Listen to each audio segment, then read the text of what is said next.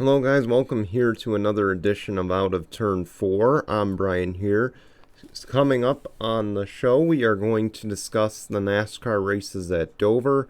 We'll also talk Indycar at Barber. The latest news as we enter the month of May at Indianapolis.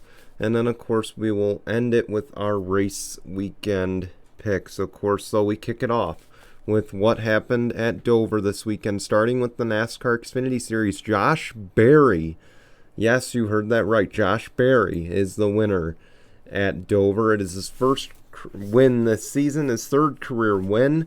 It is also an effort by Junior Motorsports that saw 4 out of the 5 cars in the top 10. Four of their cars in the top 5. That's what I meant to say. I'm sorry, I'm a little light on sleep. And of course, the big note of this is that it will likely be Josh Berry's first ever playoff berth in the NASCAR Xfinity Series. Of course, last year he won at Martinsville early in the year. It looked like a playoff possibility, but it just didn't materialize that way.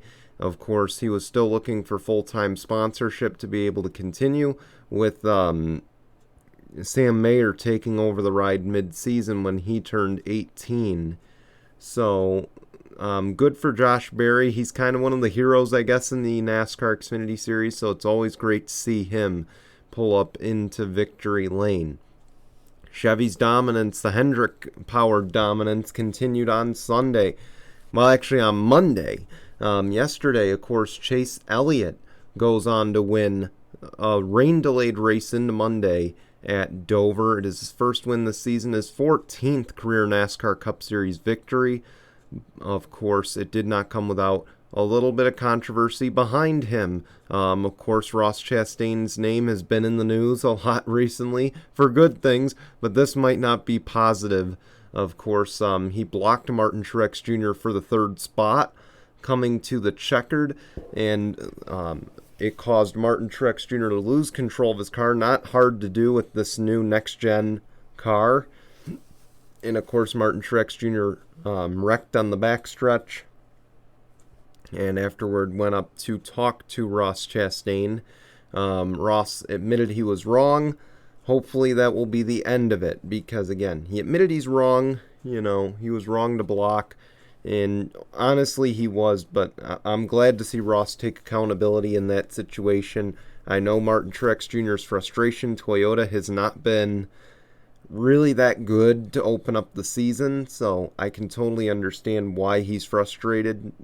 And I can totally understand why Toyota is frustrated to open the season, because again, Hendrick has opened up the season as the dominant team so far. But let's move on. IndyCar at Barber. Pato O'Ward finally ends the Penske streak of winning to open 2022. Pato O'Ward wins at Barber Motorsport Park. It's his first win this season, his 3rd career NTT IndyCar Series victory. And of course, this now, with the end of Barber, puts us into the great month of May. Of course, we begin with the Indianapolis Road Course, the GMR Grand Prix.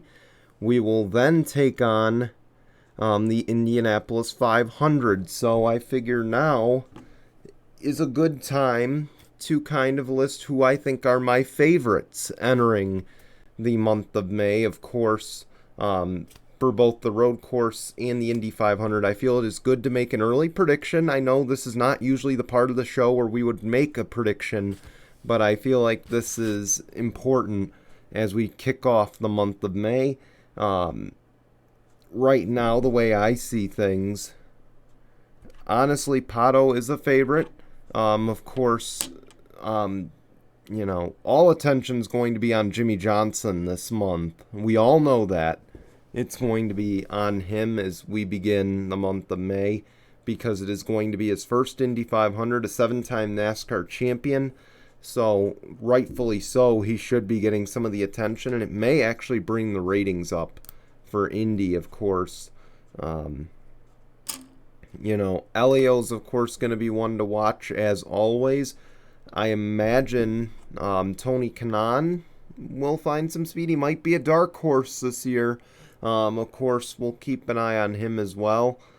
And, man, certainly Alexander Rossi, I think, will be the big name to watch. Of course, I'll elaborate a little bit more in a moment on that. But, Alexander Rossi, for two different reasons, is why he will be the one, I think, primarily to watch as we get going in a few weeks with the GMR Grand Prix, and then we lead up into the Indianapolis 500 Memorial Day weekend. Of course, we here at Tinkle Sports will keep you up to date on everything leading up to the Indianapolis 500. We're working on a special right now. We don't know if we're going to have one or not, so just stay tuned is all I can say. Of course, things kind of change by week around here, really by day. So just stay tuned. That's all I ask. Stay tuned. If we have any updates, if we have any specials, we will let you know in the near future. Speaking of the Indianapolis 500, we have some news on a 33rd entry into the Indianapolis 500. By the way, not really an endorsement, but David Land has been following this a lot. And of course, if you are racing fans, I'm sure you follow David Land already. But the 33rd entry has been announced this week for the Indianapolis, or expected to be announced this week for the Indianapolis 500. And it is highly speculated that it will not be Junko Hollinger Racing as expected, but instead it will be Dragon Speed that will be entering the race this year with Stephen Wilson as their driver. Of course, Stephen Wilson is no stranger to the Indianapolis 500. He's run at least 2 or 3 of them.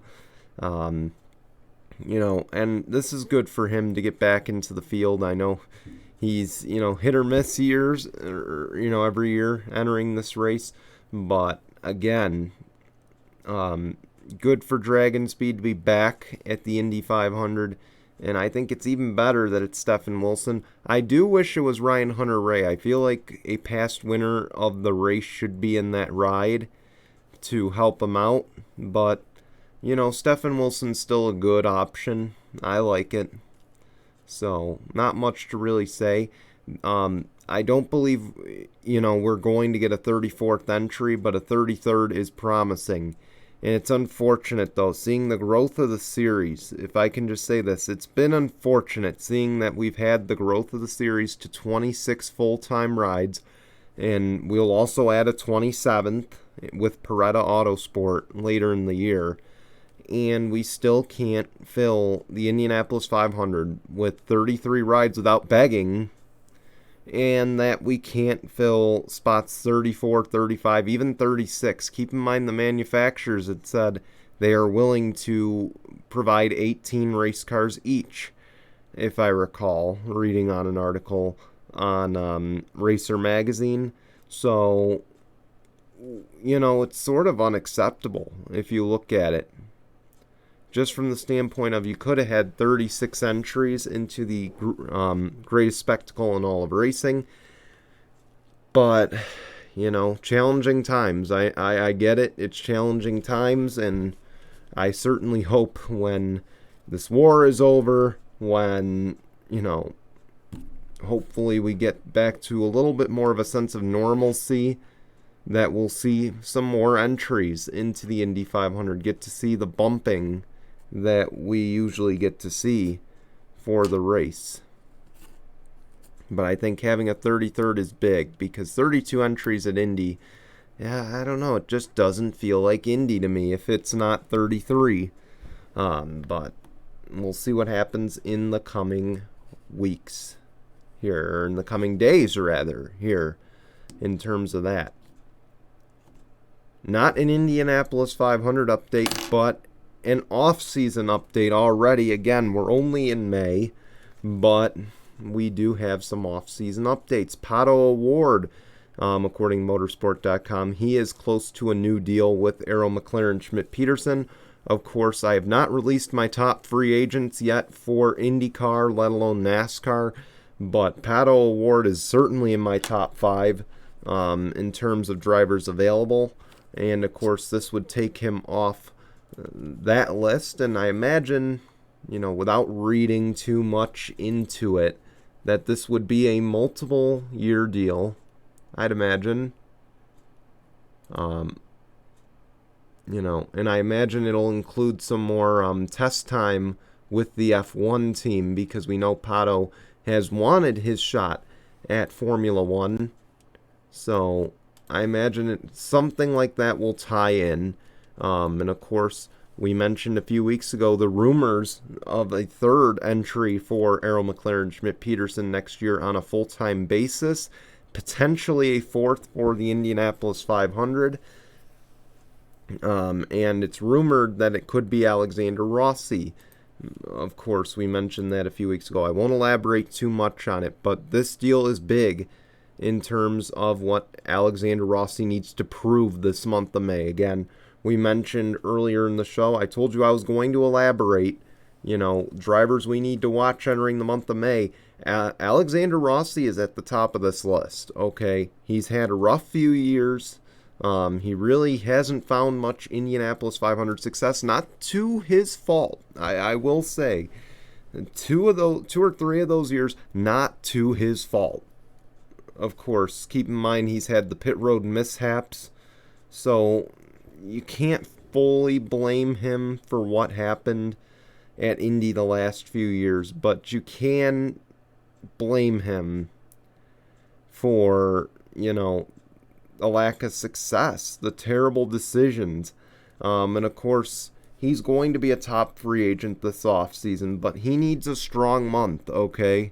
He needs to put up a really strong month at the GMR Grand Prix, and especially at the Indianapolis 500. I feel like he's got to have a really strong showing, not just to really to run the table, because right now, I feel like in terms of negotiations, yeah, he has that Indianapolis 500 victory, but can he run the table with just that on his resume and not being in the championship hunt the last few years? I don't know if that's a good negotiation tactic, okay? I feel like another Indianapolis 500 win, you enter the offseason a 2-time Indy 500 winner. You get yourself back into the actual championship race. Because keep in mind the Indy 500 double points at stake. The way I view it, you get back into the championship race, and then you build off of that, exiting Indy, going to Belle Isle, going to Iowa, and eventually, I'm skipping way ahead, but into Laguna Seca, if you can get yourself into the top 5 in the standings. Now, granted, maybe you finish 8th or 9th in the standings, you still have some you still have some ability to bargain here. But I feel like if he doesn't do well in the month of May, teams might not look at him very well. Keep in mind, obviously his Indy 500 he won running out of fuel across the line.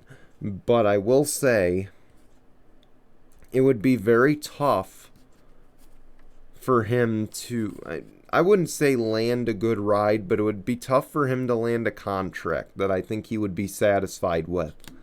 And especially with Andretti, because I know for the past few years, Team Penske has been interested.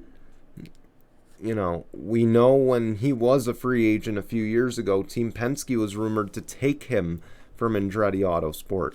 Now, if he goes and wins an Indy 500 again, and Penske says we want to expand to a four-car full-time organization again, again, he can stick it to Andretti winning another Indy 500, being in the championship hunt. He can say, hey, listen, I did this already.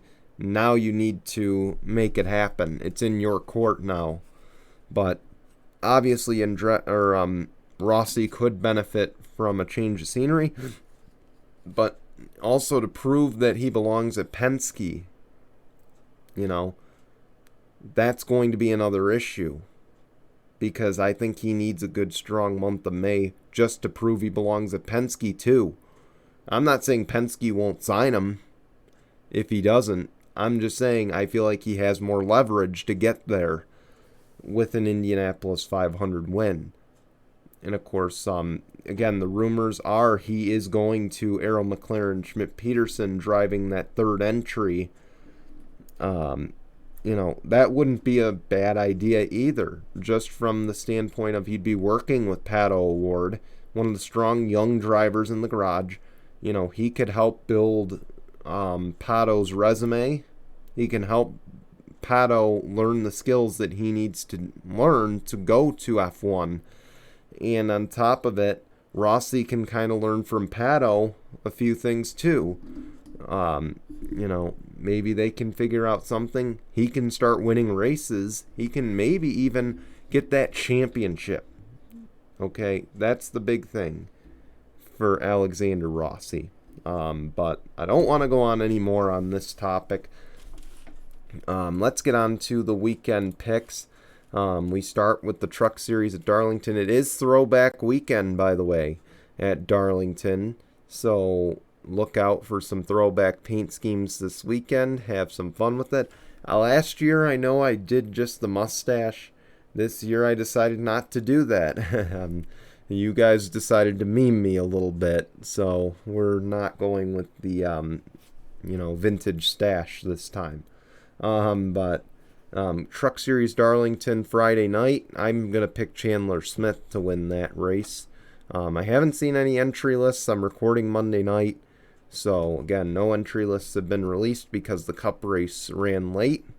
The Xfinity Series at Darlington, I'm going to go Ty Gibbs. I just think that Toyota's proven to be strong at Darlington in the lower series, so this is where they get the job done. Cup Series, Darlington.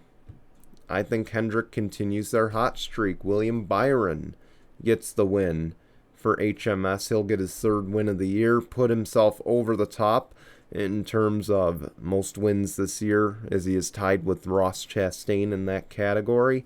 I think it'll be a William Byron type of weekend. All right, that's all we got for this week on Out of Turn 4. We want to thank you for watching. I believe No Final Bell will be back this week. Tune in tomorrow, likely, I hope so, at 5 p.m. Eastern on YouTube. And then, of course, we will for sure be back this Sunday with another edition of Sunday Morning Tinkle. Jason is back from vacation, so we will get to cover the Stanley Cup and the NBA playoffs. We'll also have our draft recaps. So it's going to be a big show this Sunday, 9 a.m. Eastern on YouTube, Apple Podcasts, Google Podcasts, and Spotify. We hope you will tune in. And of course, before I go as well, I want to wish a happy Mother's Day to all the mothers out there. If you don't plan on watching these shows, again, happy Mother's Day to all the moms, and we will see you back here next Tuesday with another edition of Out of Turn 4. Until then, goodbye, everyone.